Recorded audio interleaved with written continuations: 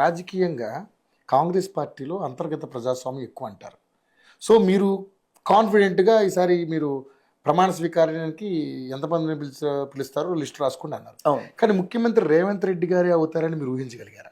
ఊహించడం ఏంటి, అవుతాడని చెప్తే నా దగ్గర ఊహలు. ఎందుకంటే అక్కడ చాలా మంది ఉన్నారు సీఎం క్యాండిడేట్లు. నేను చెప్తా అవి కూడా. ఇప్పుడు నువ్వు అంటున్నావు ఈ ఊహలు, ఊహాగానాలు, ఇమాజినేషన్ క్లౌడ్స్ నా దగ్గర ఉండవు. అవుతుందా? అవుతుందా? కాదా? కాదు. నువ్వు నన్ను తిట్టు, కొట్టు, చంపు, నరుకు, దానికి నేనేం చేస్తా? జరుగుతుంది. ఇప్పుడు చాలా మంది ఉన్నారు. నేను ఇది కూడా అన్నా, యోగం అనేది ఎలా ఉంటుంది అంటే రేవంత్ రెడ్డిలా ఉంటుంది అన్నా. అదేంటంటే వేరే పార్టీ నుంచి ఇక్కడికి వచ్చి పిసిసి ప్రెసిడెంట్ అయ్యాడు.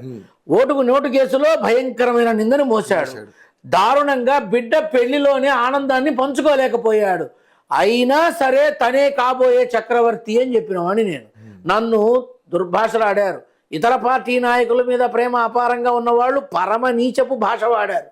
అయినా పర్వాలేదు, నిజాన్ని ఎవరు ఆపగలరు? నిజమే జరిగింది, అదే జరిగింది. కాంగ్రెస్ ఏమన్నా గొడ్డుపోయిందా? ఎంతమంది సీనియర్లు ఉన్నారు, ఎంతమంది ప్రముఖులు ఉన్నారు, ఎంతమంది పేరు ప్రఖ్యాతులు ఉన్న వాళ్ళు, ఎంతమంది స్థానబలం, ధనబలం, ఆ బలం, ఈ బలం, బలగం, ఇంతమంది ఉన్నవాళ్ళు 13 మంది పైన ఉన్నారు. లెక్క పెట్టుకుంటే 13 మంది పైన ఉన్నారు. ఎవరికీ లేదు యోగం, ఈ మనిషికి ఉంది. అందుకే ఈ మనిషి తన భుజాల మీద వేసుకొని రాష్ట్రం అంతా తిరిగి నేనేమిటో నిరూపించుకుంటాను అని అంటాడు. చూడండి అన్న, విపరీతంగా తిరిగాడు. అన్ని ఇంట్లో అన్నీ ఉన్నా అల్లున్నోటు శనిలాగా ఎంట గెలవడు కానీ రచ్చ గెలుస్తాడు అన్న. అంటే ఏంటి గురువు గారు? మన హైదరాబాద్లో ఆనవాళ్ళు ఉండదు అన్న. అదే జరిగింది. హైదరాబాద్లో ఆనవాళ్ళు ఉండదు కానీ రాష్ట్రం అంతా మారు మోగిపోతుంది అన్న. జరిగింది అదేగా. ఇవన్నీ ముందు ఇప్పుడు నేనేదో మీ ముందు చెప్పడం కాదు నాన్న, ఖచ్చితంగా ఇవి ఎవరికి చెప్పానో, ఎవరున్నారో వివరాలతో సహా ఇస్తా. నాకు ఆ ధైర్యం ఉంది. వెళ్ళి అడగండి కావాలంటే. ఎంత కావాలి గురుగారు? మీరు చెప్పింది ఎంత కావాలి? ఏం చేసుకోను, నెత్తిరేసి కొట్టుకోనా? నాకేం అక్కర్లా. మిమ్మల్ని ఇలా నిలబెట్టిన ఆ భగవంతుడి రుణం తీర్చుకోండి, వెళ్ళి ఆ పని చేసుకోండి అన్న. కాబట్టి చెప్పడం కాదు, నిలువెత్తు నిదర్శనాలు ఉన్నాయి. సో ఉత్తమ్ కుమార్ రెడ్డి గారు అంటే మన కాంగ్రెస్ ఉత్తమ్ కుమార్ రెడ్డి కానీ, కోమటిరెడ్డి వెంకటరెడ్డి కానీ, వి హనుమంతరావు కానీ, అట్లాగే దామోదర్ రాజనరసింహ కానీ, బట్టి విక్రమార్క వీళ్ళవుతారు, వాళ్ళవుతారు, వీళ్ళవుతారు, వాళ్ళవుతారని యుద్ధమే నడిచింది. ఫలితం వచ్చాక ఎవరెన్ననుకున్నా అయ్యేది రేవంతే. అనవసరమైన హంగామాలు చేసుకోకండి, ఇదే జరుగుతుంది అన్న. అనౌన్స్ చేసిన తర్వాత ఏదో ముహూర్తం అంటే ఆ ముహూర్తం కాదు, ఈ ముహూర్తంలో అవుతుంది, ముహూర్తం ముందుకు వస్తుంది అన్న. వచ్చిందిగా, తెలీదా మీకు? నేను చెప్పాలా? కాబట్టి ఏంటంటే యోగం అలా తీసుకెళ్తుంది, అంత బ్రహ్మాండంగా తీసుకెళ్తుంది. సరే, ఆ యోగాన్ని దక్కించుకున్నాడు. ఇప్పుడు ఆ యోగాన్ని దక్కించుకున్నాడు, బాగానే ఉంది. ఆ యోగాన్ని దక్కించుకున్న ప్రతిఫలం దక్కలేదు అనేది నా ఒపీనియన్. ఎందుకంటే రాష్ట్రంలో ఇప్పుడు ఆయన మీద, ఆ ప్రభుత్వం మీద విపరీతమైనటువంటి నెగిటివిటీ వస్తుంది. సో మరి ఎందుకు అంటే 6 గ్యారెంటీలు ఇప్పుడు చెప్పనా నీకు? మొన్న డిసెంబర్ 2 నుంచి 19 నెలలు కష్టకాలం నడుస్తుంది రేవంత్. 19 నెలలు, 13 నుంచి మినిమం 13, మాక్సిమం 19. ఈ సమయం విపరీతమైన మానసిక ఒత్తిడి ఉంటుంది, విపరీతమైన ప్రయాణాలు ఉంటాయి, విపరీతమైన చర్చలు ఉంటాయి. ఆ కుర్చీ 4 కోళ్ళని 4 వైపులా పట్టుకొని ఆ కోళ్లు విరిచే ప్రయత్నం జరుగుతుంది, నిందలు వేసే ప్రయత్నం జరుగుతుంది. నువ్వు గవర్నమెంట్ హామీలు ఏవో అంటున్నావు, నాకు అంటున్నావు. ఇప్పటిదాకా ఎన్ని జరిగినాయి? రాజకీయ పరంగా చూస్తే బస్సు ప్రయాణం ఒకటి జరిగింది, గ్యాస్ ఇస్తున్నారు కొంతమందికి, ఏమన్నావు కొంతమందికి, అందరికీ కాదుగా, అందరికీ కాదు, అవునా కాదా?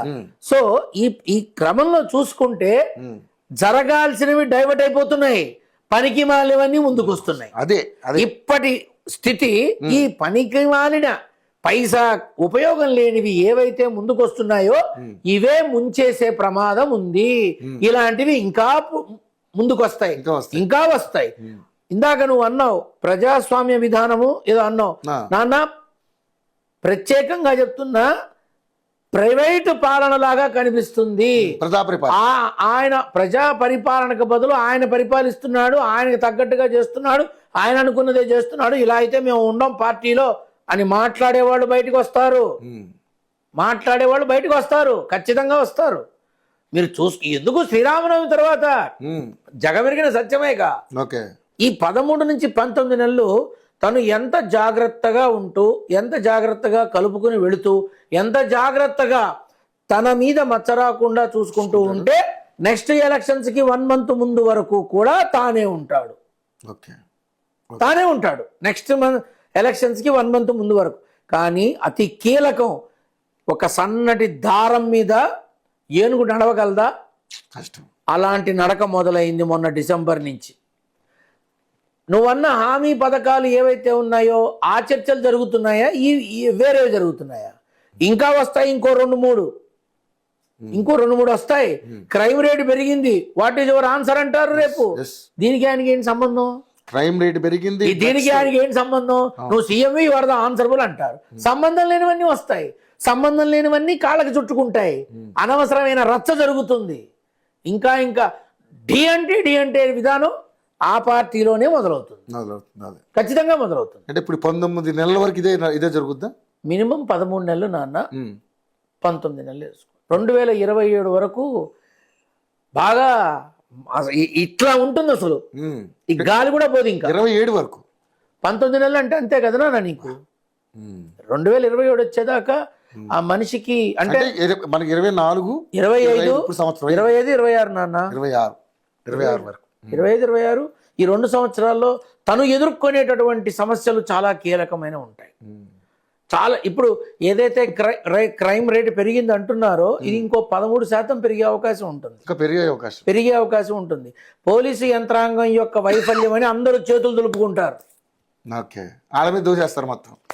నేను ఓపెన్ చెప్తున్నా, చేతులు దులుపుకుంటారు అంతే. కానీ కర్మ వెంటాడుతోంది. ఈ పాపం ఒంటి భుజం మీద వేసుకొని లాక్కొచ్చి మొత్తాన్ని నిలబెడితే ఆ నిలబడింది ఏదైతే ఉందో బీటలు వారుతుంది. కానీ నిలబడ్డారు, బాగానే ఉంది సార్. మీరు చెప్పిందంత బ్రహ్మాండం ఉంది నిజంగానే. అది అందరూ ఎవరు ఊహించింది మీరు చెప్పారు, ఊహించారు, బాగుంది. కానీ దాన్ని కాపాడుకునే ప్రయత్నంలో ఆయన విఫలం అవుతారు. కానీ ఇక్కడ ఏకపక్ష నిర్ణయాలు తీసుకోడు. ఒక హైడ్రా కావచ్చు, మూసీ రివర్ కావచ్చు, 150,000 కోట్లతో ఇలాంటి కొన్ని నిర్ణయాలు ఆయన్ని బాగా కుంగతీసే విధంగానే ప్రతి దాంట్లోనూ ఆయనకి బూమరాంగ్ అంటే ఆయన చేసిన ఆయనకి రిటర్న్ తగిలే స్థితికి వచ్చేసింది. ఇప్పుడు అర్థమైందా 13 నెలల కష్టకాలం ఎందుకుందో?